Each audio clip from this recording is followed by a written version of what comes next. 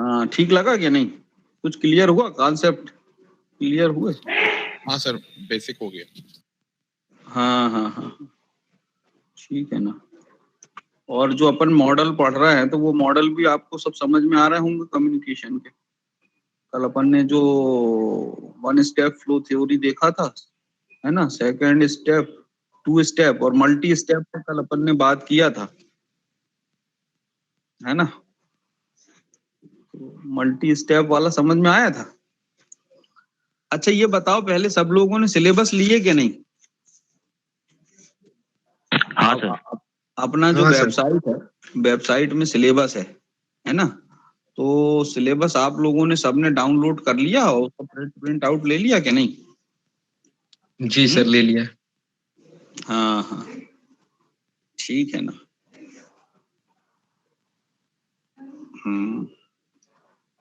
तो उसमें जो है अब अपन शुरू करते हैं। काफी लोग जो हैं वो ऐड नहीं हो पा रहे हैं, केवल 11 लोग हैं।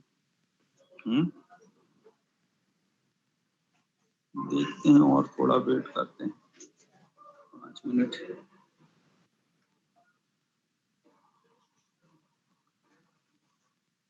चले गए ना सर? हाँ गुड मॉर्निंग सर। हाँ सर एक क्वेश्चन था जो आपने कल नोट्स सेंड किया था ग्रुप में, उसमें एक था ह्यूमन कम्युनिकेशन जो होते हैं उसके स्ट्रक्चर कॉइल्ड या स्पाइरल होते हैं। तो सर ये सेंटेंस समझ नहीं आया था, एक बार एक्सप्लेन कर दीजिए। क्या बोली तुमने? जो स्ट्रक्चर था ह्यूमन कम्युनिकेशन का, स्ट्रक्चर स्पाइरल या कॉइल्ड होता है। हाँ सर ये लाइन एक्सप्लेन कर दीजिए एक बार और। अच्छा, उसमें आपने कहीं पढ़ा था क्या? हाँ सर, उस नोट में मेंशन था जो आपने सेंड किया था, 3rd पैराग्राफ में। हाँ हाँ हाँ हाँ। नहीं वो एक्चुअली क्या है कि देखो, वो उसमें वो ये कहना चाह रहे हैं कि जो संदेश होता है वो समाज में कई वर्गों से होके चलता है, तो वो एक सर्पिल आकार लेता है ना। जैसे अपन ने कल जो मल्टी स्टेप की जो अपन ने बात किए थे कि वो मल्टी स्टेप से होके गुजरता है ना। तो इसलिए उन्होंने जो है वो उसकी बात कहे हैं उसमें कि ये जो है वो एक स्पाइरल की तरह, वो एक स्टेज से होते हुए दूसरे स्टेज, तीसरे स्टेज, और इस टाइप से उसके स्टेज का आप अनुमान नहीं लगा सकते, है ना। तो ये कई स्टेज से होके गुजरता है। अच्छा ये इन्होंने लाके दिया है। आयुष सुन रहे हो क्या? हेलो हाँ सर, सुन रहे हैं। जी सर। इसमें तो शर्मा लिखा है, तुम्हारा आयुष शर्मा लिखा है। नहीं सर, आयुष सिंह बिसेन था सर, उसमें मेरा मोबाइल नंबर भी था। अच्छा तो ये आयुष शर्मा, अरे यार परिहार जी, ये तो बीए जर्नलिज्म लिखा है ना। ये आयुष शर्मा दूसरे का है। तुम आयुष सिंह बिसेन देखो। हाँ सर। तो ये ईशा तुमने पूछा था ना। तो यस इसका एक मॉडल है सर्पिल आकार वाला, उस पर जब अपन चर्चा करेंगे तो वो तुमको और क्लियर हो जाएगा, है ना। Okay sir, thank you sir. हाँ हाँ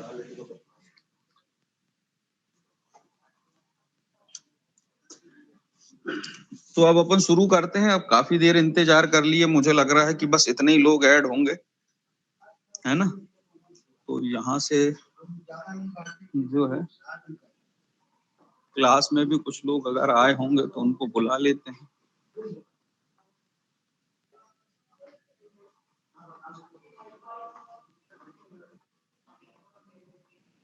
हेलो सर।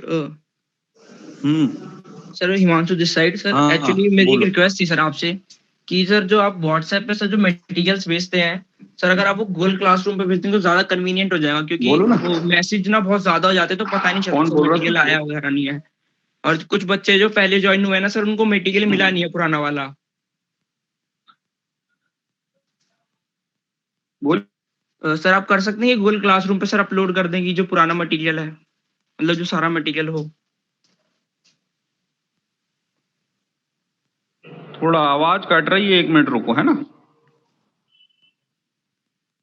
हाँ अब बोलो, आवाज कट रही थी थोड़ी। सर मैं ये कह रहा था जैसे आपने मटेरियल भेजा ना सर व्हाट्सएप पे, सर आप अगर गूगल क्लासरूम पे अपलोड कर दे तो ज्यादा कन्वीनियंट रहेगा सर सबके लिए। अच्छा क्योंकि व्हाट्सएप पे सर मैसेज बहुत ज्यादा जाते हैं तो दिखता नहीं है सर। कई बार। नहीं, उसका एक तरीका ये भी हो सकता है कि देखो अभी और कोई ऐड हुआ गूगल क्लासरूम का, क्या है हमको थोड़ा पूछना पड़ेगा कैसे क्रिएट करना है, क्या वो हमको मालूम नहीं है ना। तो वो अब हम किसी से पूछेंगे, या तो उसका एक तरीका ये हो सकता है कि आप लोग एक ग्रुप बना लो जिसमें केवल कम्युनिकेशन से रिलेटेड मैटर हम उसमें डालें। आप लोग कम्युनिकेशन सब्जेक्ट का ग्रुप है ना, तो इसमें क्या होता है कि सारे टीचर एक ही ग्रुप में डालते हैं तो फिर आप लोगों को ढूंढने में भी परेशानी होती है और भी कई मैसेज आते रहते हैं। तो एक कम्युनिकेशन सब्जेक्ट का अगर एक ग्रुप बना लें इसमें, है ना, कम्युनिकेशन सब्जेक्ट का ग्रुप, तो उसमें हम सीधे उसी में डाल दें आपको, है ना। या फिर आप जो कह रहे हो वो फिर हम पूछते हैं अभी कैसे, वो जो गूगल क्लासरूम वाला वो कैसा, वो नया फीचर आया है क्या? नहीं सर, वो होता है सर, वो पहले से ही है उसमें फीचर। अच्छा, पर कोई नहीं सर, आप व्हाट्सएप करें, आपको कन्वीनियंट है व्हाट्सएप पे तो व्हाट्सएप चल जाएगा सर। सर व्हाट्सएप पे ग्रुप बना लेंगे। हाँ, तो वो अपन देख लेंगे जैसा भी है, उस पर अपन से बात करेंगे, है ना। Okay sir, thank you so much sir. हाँ हाँ हाँ, तो देख लेंगे अपन। अच्छा, ये आप ये बताओ कि सिलेबस सबने ले लिए ना, हैं? सिलेबस प्रिंट आउट ले लिए ना सब लोगों ने?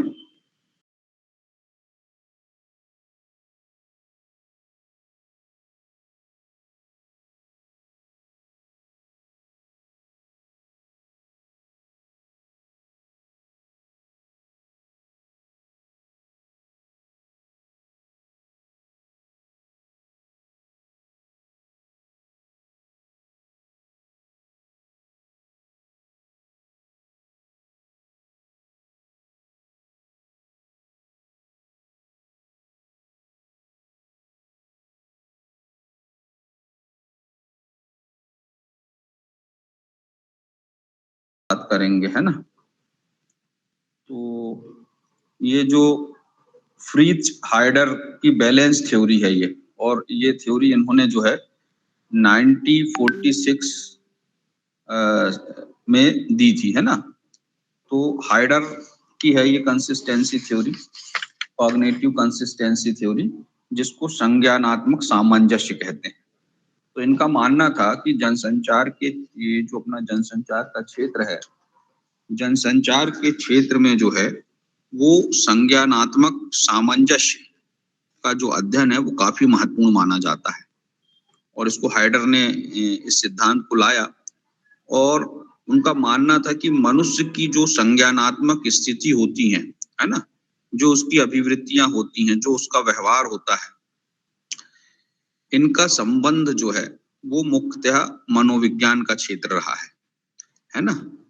क्यों, जैसे उसके मन में विचार आते हैं, है ना, जो स्थितियां उसके अनुरूप उसका व्यवहार बनता है ना। तो व्यवहार में उसका जो परिवर्तन देखने को मिलता है मनुष्य का, वो संज्ञानात्मक स्थिति उसकी क्या है, उसकी क्या अभिरुचियां हैं, अभिवृत्तियां हैं, तो उस और उसका व्यवहार, तो ये जो है उसके साइकोलॉजिकल इफेक्ट की जो कल बात कर रहे थे, किसी ने पूछा था, तो ये इन सब चीजों का उसके व्यवहार में प्रभाव पड़ता है ना। तो ये जो चीजें हैं, इन चीजों का मनुष्य के संचार और उसके प्रभाव और उसके व्यवहार संबंधी विभिन्न पहलुओं से इसका गहरा जुड़ाव होने के कारण विभिन्न मनोवैज्ञानिकों ने इस विषयों पर अध्ययन करके संचार संबंधी सिद्धांतों को और ज्यादा समृद्ध किया है। वहीं अगर अपन देखें तो जो बहुत सारे जो संचार वैज्ञानिक थे, वैज्ञानिकों ने मनोविज्ञान की विभिन्न अवधारणा और ज्ञान का समुचित लाभ उठाते हुए संचार के क्षेत्र में उनके परीक्षण एवं सदुपयोग की गंभीर कोशिश की। तो ये जो कॉग्निटिव कंसिस्टेंसी जो थ्योरी है, इसके संबंध में विभिन्न अवधारणाएं हैं, है ना। तो इन अवधारणाओं को प्रस्तुत करने वालों में जो है वो फ्रीज हाइडर, है ना, थियोडोर एम न्यूकॉम्ब, चार्ल्स आसगुड तथा फेस्टिंगर के नाम जो हैं वो प्रमुख है ना। तो इनका ये मानना था कि व्यक्ति के व्यवहार और उसकी जो अभिवृत्तियां हैं, उसकी जो संज्ञानात्मक स्थिति है, इन सब उस मनोविज्ञान का क्षेत्र का इसमें काफी प्रभाव पड़ता है। तो आप ये देखिए कि प्रकृति, समाज और प्राणी जगत प्रत्येक में कुछ सामान्य नियम एवं व्यवहार होते हैं। वैज्ञानिक अध्ययन से इन सामान्य नियमों को ध्यान में रखकर ही ये सिद्धांत बनाए गए हैं, ठीक है ना, ध्यान में रखकर ही बनाए गए हैं और इनके आधार पर ये अनुमान लगाए जाते हैं। वैज्ञानिक शोध के लिए जैसे कि आप देखते हैं कि हाइपोथेसिस बनाई जाती है, प्रकल्पना की जाती है ना। इस सामान्य नियमबद्धता को ही हम कंसिस्टेंसी, जिसको हम सामंजस्य सुसंगति कहते हैं, ये बनता है। तो मनुष्य अपने आसपास एक अनुकूल परिवेश का निर्माण करने, अपने व्यक्तित्व के विकास तथा अपनी बेहतरी के लिए अपने व्यवहार में विभिन्न प्रकार के सामंजस्य लाने का निरंतर और सतत प्रयास करता है, ठीक है ना। और इसके लिए वो जो है वो अपनी अभिवृत्तियों एवं व्यवहार को परिस्थितियों एवं परिवेश के अनुकूल ढालने तथा क्रम में संगति लाने की कोशिश करता है। मनोविज्ञान में इन विषयों पर काफी शोध हुए हैं और मनुष्य की संज्ञानात्मक अभिवृत्तियों का संचार से संबंध होने के कारण संचार के विद्वानों ने भी इन पहलुओं पर ध्यान दिया है। तो कंसिस्टेंसी नहीं हो तो मनुष्य में क्या होगा कि एक टेंशन, तनाव उत्पन्न होता है ना, और मानसिक तनाव उत्पन्न होता है और वो विभिन्न तरीकों से सामंजस्य कायम करने का प्रयास करता है मनुष्य, है ना। तो इसके लिए वो क्या करता है, विभिन्न प्रकार के तर्कों का भी सहारा लेता है।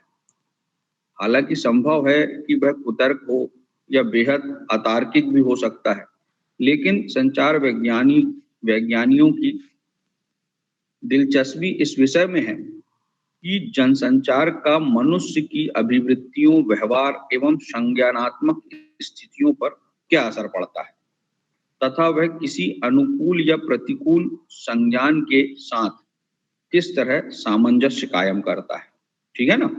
तो ये जो हाइडर का संतुलन सिद्धांत, न्यूकॉम्ब की सिमेट्री थ्योरी और आसगुड की कॉग्निटिव थ्योरी और फेस्टिंगर की संज्ञानात्मक असंगति का जो सिद्धांत है वो इस दिशा में खास इनका उल्लेख किया जाता है, ठीक है ना।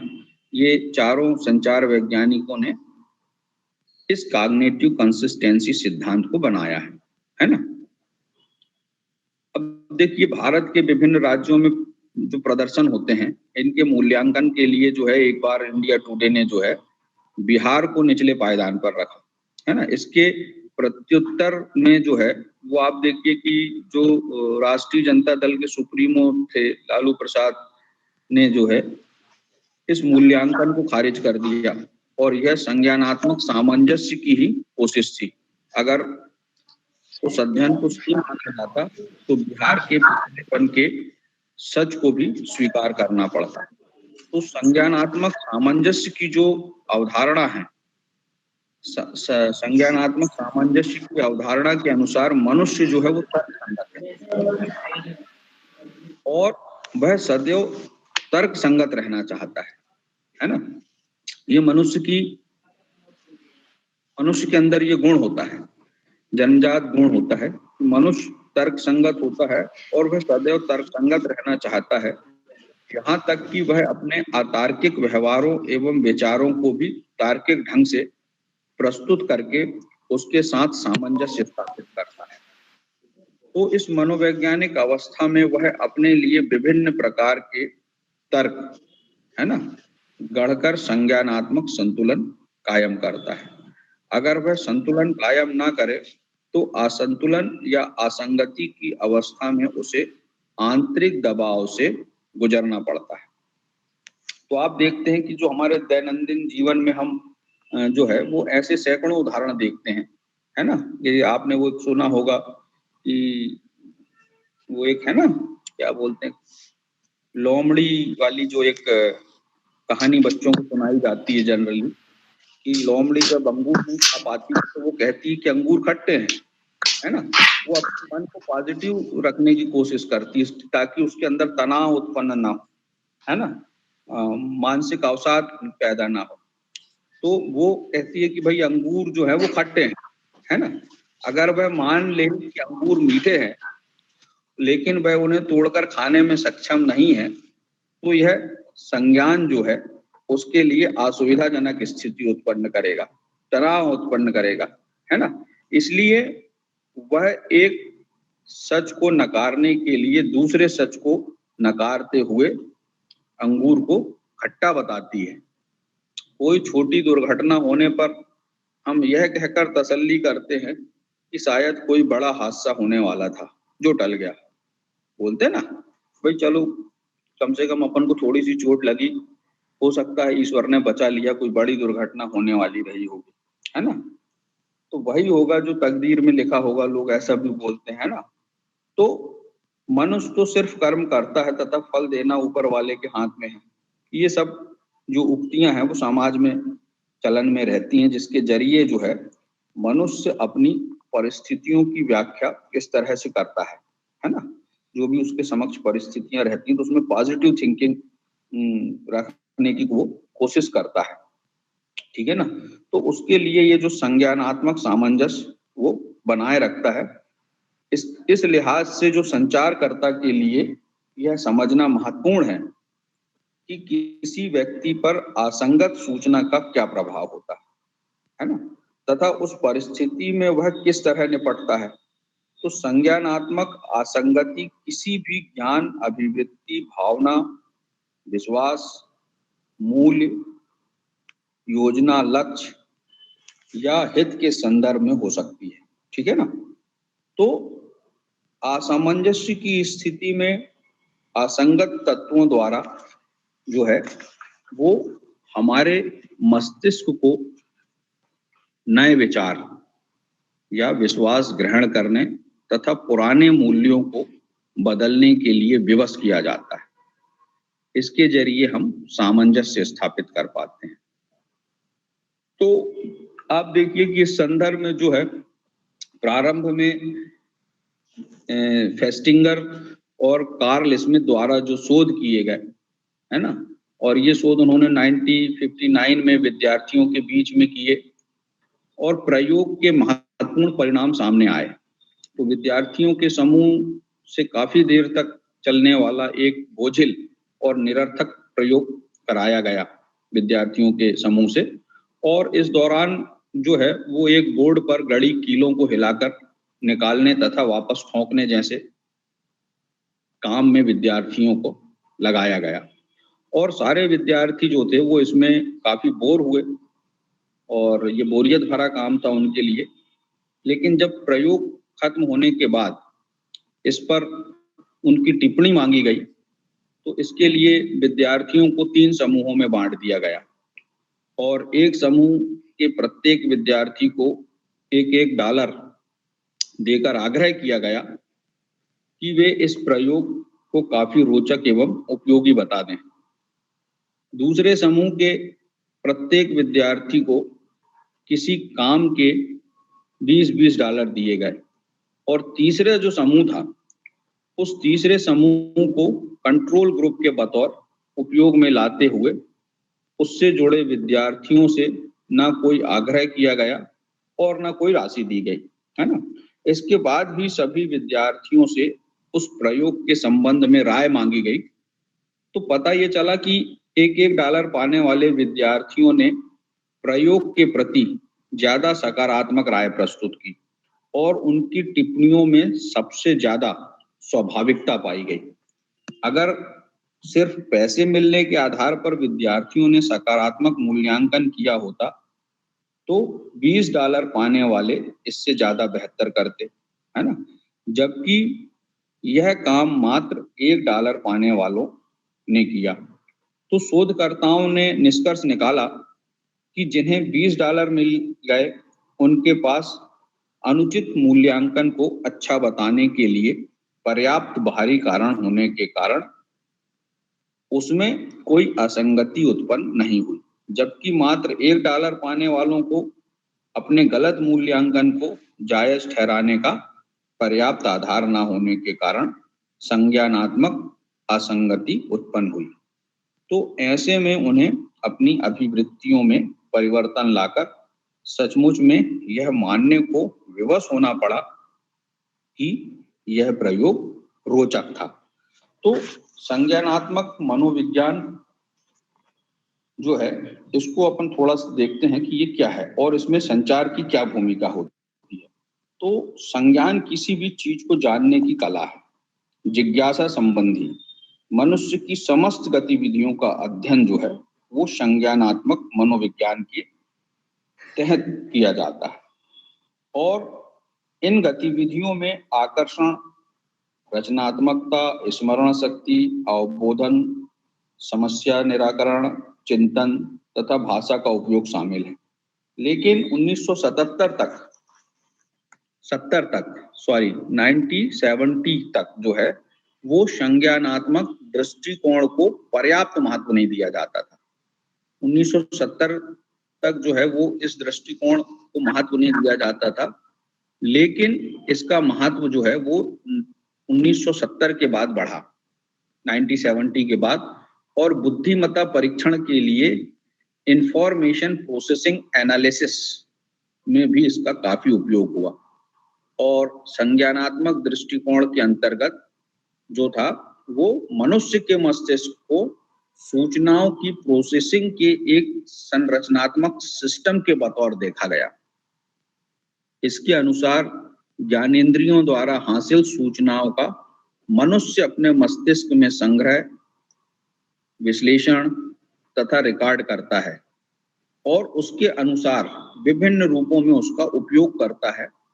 इन प्रक्रियाओं को इंफॉर्मेशन प्रोसेसिंग कहा जाता है। तो डोनाल्ड ब्रॉडबेड है ना, इन्होंने अपनी पुस्तक परसेप्शन कम्युनिकेशन 1958 में जो उन्होंने अपनी पुस्तक लिखी थी परसेप्शन कम्युनिकेशन, उसमें उन्होंने कहा कि यह मनुष्य द्वारा इंफॉर्मेशन प्रोसेसिंग में ये बताया गया कि मनुष्य चीजों को अपने दिमाग में स्टोर करता है, उसका विश्लेषण करता है ना, उसको संग्रह करता है और उसका रिकॉर्ड भी रखता है और उन सूचनाओं का एनालिसिस करता है। तो उन्होंने अपनी पुस्तक इंफॉर्मेशन प्रोसेसिंग की ये पहली किताब उन्होंने इसको माना और इसमें बताया कि मनुष्य मस्तिष्क में किस तरह विभिन्न प्रकार के स्टोरेज सिस्टम, स्मरण शक्ति मनुष्य के दिमाग में होती है और आकर्षण वस्तुतः सूचनाओं को फिल्टर करने का तंत्र है। तो इस पुस्तक के बाद इंफॉर्मेशन प्रोसेसिंग के अध्ययन की अनगिनत नई तकनीकें भी इजाद हुई है। तो अब अपन जो है बैलेंस थ्योरी देखते हैं फ्रीज हाइडर की, है ना।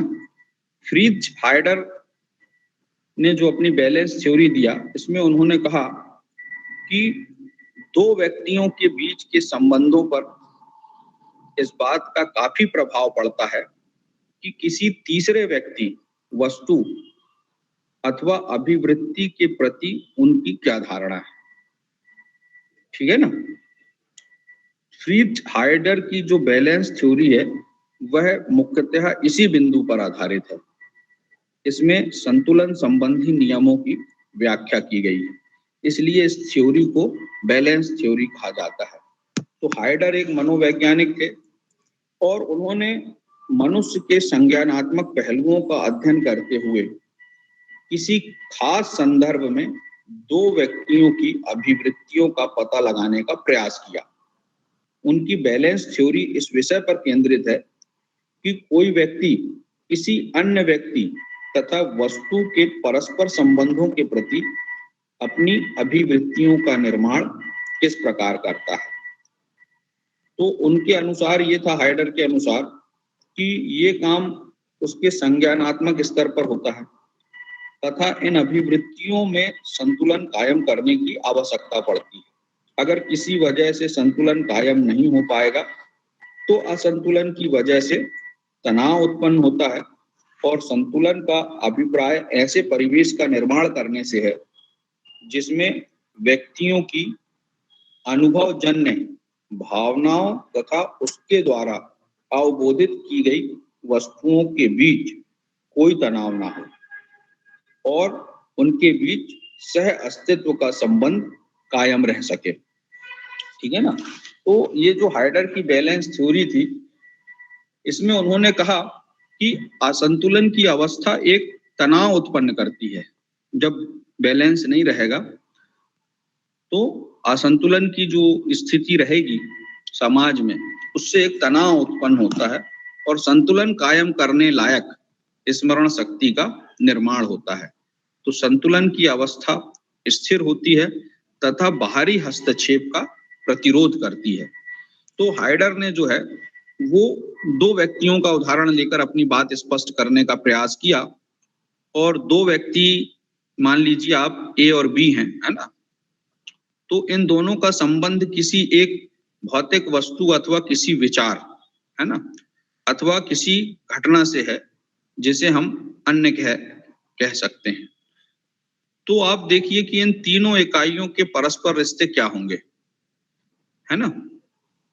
ए के प्रति किसी सकारात्मक या नकारात्मक अभिवृत्ति का दूसरे के साथ संबंध पर क्या असर पड़ेगा, है ना। तो आप ये देखिए कि इन तीनों के बीच के संबंध सकारात्मक हो सकते हैं या नकारात्मक। यदि तीनों के बीच सकारात्मक संबंध हो तो संतुलन कायम रहेगा, है ना। और यदि दो के संबंध नकारात्मक और एक का संबंध सकारात्मक हो तब भी संतुलन रहेगा, क्योंकि मेजॉरिटी जो है वो है। लेकिन अन्य किसी स्थिति में भी असंतुलन उत्पन्न हो सकता है। यह संतुलन पसंद या नापसंद के आधार पर बनता या बिगड़ता है। संतुलन की जो अवस्था है वो स्थिर होती है, यह कोई बाहरी हस्तक्षेप नहीं चाहती। और असंतुलन की अवस्था अस्थिर होती है, मानसिक तनाव पैदा करती है ना। और यह तनाव तभी दूर हो सकता है जब पुनः संतुलन कायम किया जाए, है ना।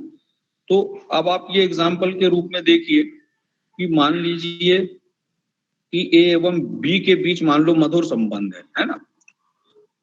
अर्थात इसका क्या मतलब हुआ कि दोनों के बीच में जो है वो संबंध जो है वो सकारात्मक है और दोनों को मान लो कि जो है वो क्रिकेट खेलना अच्छा लगता है।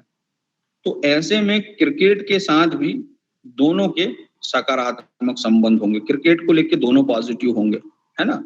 तो इन संबंधों को जो है वो हम इस रूप में भी देख सकते हैं कि जैसे मान लीजिए कि ए और बी का संबंध सकारात्मक है, ए को क्रिकेट खेलना पसंद है ना,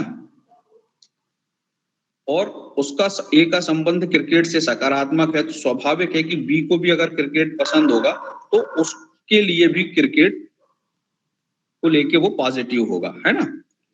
और बी को भी क्रिकेट पसंद है तो बी भी क्रिकेट को लेके सकारात्मक होगा। तो इस तरह अगर हम देखें कि तीनों के संबंध जो है वो सकारात्मक है। यदि मान लीजिए कि ए और बी के संबंध मधुर है और क्रिकेट को लेके दोनों के अंदर दीवानगी है, दोनों क्रिकेट को पसंद करते हैं, तो तीनों के बीच में जो है वो सकारात्मक संबंध होगा, है ना। लेकिन ए और बी का संबंध सकारात्मक है, लेकिन ए को जो है वो क्रिकेट पसंद नहीं है मान लीजिए, है ना, और बी को क्रिकेट पसंद है ना। तो फिर क्या होगा, एक असंतुलन की स्थिति पैदा होगी, ठीक है ना। तो इस तरह हम देखें कि ये जो दो संबंध सकारात्मक हैं जबकि तीसरा संबंध नकारात्मक है, तो ऐसे में संतुलन की स्थिति उत्पन्न नहीं होती है और साथ ही संतुलन लाने के लिए ए को जो है वो क्रिकेट के प्रति अपनी अभिवृत्तियों में परिवर्तन लाना होगा या फिर बी के प्रति अपनी अभिवृत्ति जो है उसको बदलना पड़ेगा, अपनी सोच को बदलना पड़ेगा, तभी वह संज्ञानात्मक संतुलन हासिल कर पाएगा। तो इससे जो है वो क्या होगा, तनाव से मुक्ति मिलेगी, है ना। तो हाइडर ने अपने सिद्धांत में अभिवृत्ति और दृढ़ता की व्याख्या करते हुए बताया कि किन परिस्थितियों में जो है वो मनुष्य की अभिवृत्तियां बनती रहती हैं तथा किन परिस्थितियों में बदल जाती हैं। तो हाइडर ने अपने सिद्धांत में अभिवृत्तियों के अध्ययन की दिशा में, अभिवृत्तियों के अध्ययन की दिशा में जो हाइडर का सिद्धांत था उससे काफी मदद मिली और इसके आधार पर कई प्रकार के शोध भी हुए, ठीक है ना। लेकिन हाइडर के सिद्धांत की बाकी संचार वैज्ञानिकों ने भी जो है वो आलोचना भी करे, और जिसमें फेल्डमैन और ब्राउन और भी अन्य मनोवैज्ञानिक थे जिन्होंने हाइडर के सिद्धांत की विभिन्न आलोचनाएं की, बहुत सारी उनकी सीमाएं बताई उनके सिद्धांत की। और फेल्डमैन के अनुसार जो थी, इन्होंने फेल्डमैन ने बोला कि जो हाइडर ने भावनात्मक संबंधों की मात्रा को समझने की कोशिश नहीं की, कि भाई अगर किसी के अंदर कोई भावना किसी को लेके पॉजिटिव है या नेगेटिव है तो उसका कितना प्रतिशत है, इसको हाइडर ने अपने सिद्धांत में समझने की कोशिश नहीं की। उन्होंने सीधे उसको जो है वो सकारात्मक और नकारात्मक श्रेणी में बांट दिया। हो सकता है कि क्रिकेट उसको पसंद ना हो, बी को मान लीजिए, लेकिन हो सकता है कि क्रिकेट में उसको बैटिंग करना पसंद हो, बॉलिंग करना या फील्डिंग करना पसंद ना हो उसको, है ना। तो एक उसका परसेंटेज आता है कि हाँ मेरे को 50% जो है वो क्रिकेट पसंद है, बाकी मेरे को फील्डिंग करना या बॉलिंग करना पसंद नहीं है, बैटिंग करना पसंद है, या हो सकता है उसको बॉलिंग करना पसंद हो, है ना। तो ये जो फेल्डमैन थे, इन्होंने कहा कि भाई हाइडर ने जो है जो भावनात्मक संबंधों की जो मात्रा है इसको समझने की अपने सिद्धांत में कोशिश नहीं की, और ए और बी के बीच यदि मान लो परस्पर संबंधों की मात्रा क्या है, तथा तीसरी चीज मान लीजिए जो हमने क्रिकेट की बात किया, तीसरी चीज क्रिकेट के साथ उनकी पसंद या नापसंद की मात्रा क्या है, इसको भी हाइडर ने जो है वो ध्यान में नहीं रखा। इसको ध्यान में रखे बगैर उन्होंने जो है वो संबंधों पर कोई सामान्यीकृत निष्कर्ष निकालना संभव कर लिया। इस आधार पे हाइडर के सिद्धांत की आलोचना हुई और उन्होंने कहा फेल्डमैन ने कि हाइडर ने तीनों को एक समान महत्व दिया है, जबकि संभव है कि इनमें से किसी एक के लिए किसी विशेष परिस्थिति में कोई विशेष व्यक्ति या तत्व ज्यादा या कम महत्वपूर्ण हो। ऐसे में हाइडर का सिद्धांत लागू नहीं होता है। तो उन्होंने बोला कि भाई ठीक है, आपने जो है तीनों को समान महत्व दिया, लेकिन हो सकता है तीनों की परिस्थितियां अलग अलग हों और परिस्थिति के अनुसार जो है वो व्यक्ति का स्वभाव बदल जाता है। तो इसी प्रकार ब्राउन ने भी ये कहा, ये कहकर हाइडर की आलोचना की कि इसमें संतुलन या असंतुलन की मात्रा का ध्यान नहीं दिया गया, ठीक है ना। उन्होंने सीधे संतुलन और असंतुलन की बात करे, है ना। यहाँ पे उन्होंने जो है वो संबंधों की बात करे, भावनात्मक संबंधों की, तो संबंधों की मात्रा को समझने की कोशिश नहीं की। और ब्राउन ने हाइडर के सिद्धांत को संतुलन और असंतुलन के आधार पे उसकी आलोचना की और उन्होंने कहा कि इसकी जो संतुलन और असंतुलन की मात्रा है, उस मात्रा को हाइडर ने जो है वो ध्यान में नहीं रखा, बल्कि हाइडर ने सिर्फ इतना कहा कि किसी व्यक्ति की संज्ञानात्मक स्थिति में संतुलन है और मान लीजिए जो संज्ञानात्मक स्थिति है उसके विपरीत है तो वो असंतुलन है। तो ब्राउन के अनुसार संतुलन या असंतुलन की मात्रा कितनी है इसका पता लगाना भी काफी महत्वपूर्ण है। उस मात्रा के आधार पे ही आप जो है वो सही निष्कर्ष पर पहुंच सकते हैं, ये ब्राउन ने कहा। तो इन आलोचकों ने हाइडर के सिद्धांत की एक सीमा यह भी बताई, उन्होंने ये कहा कि इस असंतुलन को दूर करने के लिए व्यक्ति कौन कौन से कदम उठाता है तथा उस संबंध में उसके निर्णयों की प्रक्रिया क्या होती है, इस पर भी ध्यान नहीं दिया। जबकि मनोवैज्ञानिक अध्ययनों से ये स्पष्ट हो चुका है कि संज्ञानात्मक असंतुलन की अवस्था में मनुष्य अपनी अभिवृत्तियों तथा व्यवहार में आवश्यक परिवर्तन लाकर संतुलन कायम करने का प्रयास करता है अथवा अन्य वस्तुओं या व्यक्तियों में कुछ अतिरिक्त गुण समाहित करके असंतुलन की मात्रा कम करने का प्रयास करता है। तो इस प्रकार हाइडर के जो सिद्धांत थे उसकी ये जो आलोचक थे इन्होंने आलोचना किए कि भाई ठीक है, अगर मान लीजिए बी को क्रिकेट पसंद नहीं है तो उसकी कितनी मात्रा है, हो सकता है उसको बॉलिंग न करना पसंद हो लेकिन बैटिंग हो, तो एक सामंजस्य बैठाने का काम कि भाई चलो तुम खेलो तो तुम बॉलिंग मत करना, बैटिंग तो करो तुम, या फील्डिंग तो करो तुम। तो ये जो है ये जो हाइडर का जो सिद्धांत थी उसकी इस आधार पे आलोचना हुई, ठीक है ना। अब अपन जो है वो न्यूकॉम्ब की सिमेट्री थ्योरी, ये जो है आपके इसमें शायद सिलेबस में है, न्यूकॉम्ब की सिमेट्री। आवाज तो आ रही है ना मेरी? जी सर आ रही है। न्यूकॉम्ब की सिमेट्री थ्योरी देखते हैं, है ना। तो ये जो है थियोडोर एम न्यूकॉम्ब, इन्होंने जो है वो सिमेट्री थ्योरी के माध्यम से संज्ञानात्मक मनोविज्ञान को समझने में काफी महत्वपूर्ण योगदान किया है। अभी देखिए कि जो हाइडर थे, फ्रीज हाइडर ने अपने संतुलन सिद्धांत में संज्ञानात्मक असंगति की अवस्था में किसी एक व्यक्ति के दिमाग में उत्पन्न होने वाले तनाव तथा उसमें सामंजस्य संबंधी प्रयासों का जो अध्ययन प्रस्तुत किया था हाइडर ने, लेकिन न्यूकॉम्ब ने अपनी सिमेट्री थ्योरी में इसे दो व्यक्तियों के बीच संचार की प्रक्रिया में देखने का प्रयास किया और उन्होंने बताया कि हम किस तरह सिमेट्री लाने के लिए एक दूसरे को प्रभावित करने का प्रयास करते हैं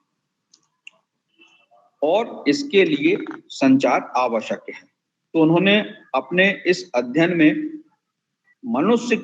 पाया कि मनुष्य के संचार एवं अंतर क्रिया पर आधारित उन्होंने बताया, और इसमें उन्होंने दो व्यक्ति हैं, है ना, जैसे कि अपन ने बात किया था ए और बी, और दोनों ही समान रूप से सक्रिय हैं, जबकि हाइडर के सिद्धांत में दो लोगों में से एक ही व्यक्ति की सक्रियता बताई गई है। तो न्यूकॉम्ब के अनुसार संचार के दौरान ए द्वारा एक्स के संबंध में बी के पास कोई सूचना भेजी जाती है, मान लीजिए, तो ए की बी तथा एक्स के प्रति अभिवृत्ति परस्पर निर्भर है, ये न्यूकॉम्ब थ्योरी कहती है। तो इसमें न्यूकॉम्ब ने जो है वो 4 श्रेणियों में इसको बताया कि भाई ये 4 स्थितियां बन सकती हैं, है ना। जैसे मान लीजिए कि ए की बी के प्रति जो अभिवृत्ति है, या ए की एक्स के प्रति जो अभिवृत्ति है ना, तो बी की ए के प्रति अभिवृत्ति और बी की एक्स के प्रति अभिवृत्ति, तो ये जो 4 स्थितियां बन सकती हैं, ठीक है ना, कि ए की जो है वो बी के प्रति क्या अभिवृत्ति है, ए की एक्स के प्रति क्या अभिवृत्ति है, बी की ए के प्रति क्या अभिवृत्ति है और बी की एक्स के प्रति क्या अभिवृत्ति है। तो न्यूकॉम्ब के अनुसार जो है वो संचार ही वह सामान्य एवं प्रभावी तरीका है जिसके माध्यम से मनुष्य अपनी अभिवृत्तियों को वातावरण के अनुकूल बनाता है, ठीक है ना। बिना संचार के मनुष्य जो है वो अपनी अभिवृत्तियों को परिस्थितियों के अनुकूल नहीं बना पाएगा। इसीलिए कहते हैं कि कम्युनिकेशन गैप नहीं होना चाहिए। अगर परिस्थितियां जैसी हैं उसमें बातचीत होते रहती है तो समस्या का समाधान निकलता है। तो ये न्यूकॉम्ब ने कहा कि संचार ही वह सामान्य एवं प्रभावी तरीका है जिसके माध्यम से मनुष्य अपनी अभिवृत्तियों को वातावरण के अनुकूल बनाता है। ए बी तथा एक्स के बीच का संबंध दरअसल एक तरह का संतुलन है। इनमें से किसी भी एक की स्थिति में परिवर्तन आने में असंतुलन आता है। इसमें मनोवैज्ञानिक तनाव उत्पन्न होता है। लिहाजा मनुष्य पर यह आंतरिक दबाव पैदा होता है कि वह पुनः संतुलन कायम करे। इस तरह यह सिद्धांत दो व्यक्तियों के बीच उद्देश्यपूर्ण अंतरक्रिया की व्याख्या करता है। न्यूकॉम्ब के अनुसार ए यदि एक्स के संबंध में बी से असहमत होता है तो तनाव की मात्रा इस बात पर निर्भर करेगी कि ए की अभिवृत्ति एक्स के प्रति तथा ए का आकर्षण बी के प्रति किस प्रकार का है। यदि दोनों चीजें सकारात्मक हों तो एक्स के प्रति अभिवृत्ति को लेकर ए तथा बी में असंतुलन उत्पन्न होगा। ठीक है ना। तो इसमें संतुलन लाने के लिए प्रयास किया जाएगा तथा इस प्रयास में ए एवं बी के बीच संचार की भूमिका महत्वपूर्ण होगी। तो न्यूकॉम्ब ने कहा कि मनुष्य की अभिवृत्ति में बदलाव लाने के लिए जरूरी है कि जिस मुद्दे पर वह असहमत हो उस पर विरोधी विचारों की जानकारी उसे प्राप्त हो। तो ये न्यूकॉम्ब की जो सिद्धांत था वो ये कहता था। तो मेरे को लगता है अब अपन जो है कॉग्निटिव डिसोनेंस बाय फेस्टिंगर 1957 ये थ्योरी जो है अपन कल देखेंगे। ठीक है ना। न्यूकॉम्ब और हाइडर की जो है अपन ने संज्ञानात्मक सिद्धांत पे अपन ने आज बात किया। संज्ञानात्मक सामंजस्य है ना, कॉग्निटिव कंसिस्टेंसी थ्योरी। ठीक है ना। आज अपन इस क्लास को यहाँ समाप्त करते हैं। ठीक, कल अपन जो है फेस्टिंजर पे बात करेंगे।